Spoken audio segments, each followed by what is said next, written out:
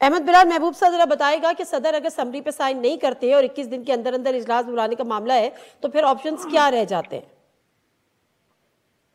بہت شکریہ. میرے خیال میں صدر مملکت کے پاس یہ چوائس نہیں ہے کہ وہ الیکشن کی ڈیٹ سے 21 دن کے اندر سے زیادہ قومی اسمبلی کا اجلاس بلانے کو پوسٹ پون کر سکے.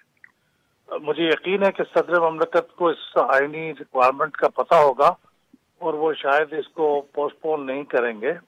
29 آخری ڈیٹ بنتی ہے. ان کے پاس یہ چوائس تو تھی کہ وہ اس سے پہلے اجلاس بلا سکتے تھے، لیکن 29 سے بیانڈ وہ نہیں بلا سکتے.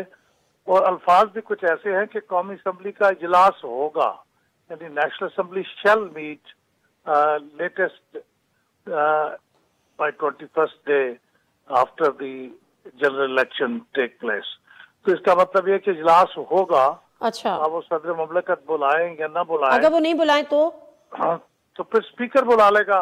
اوکے، اسپیکر تو موجود ہے اور ٹھیک ہے. اجلاس تو ہوگا. لیکن ان کا جو سوری ایک سیکنڈ احمد بلال محبوب صاحب، ان کا جواز یہ ہے کہ اسمبلی مکمل نہیں ہے، یعنی جو ریزرو سیٹ دینی ہے سنی اتحاد کونسل کو وہ ابھی ملی نہیں ہے.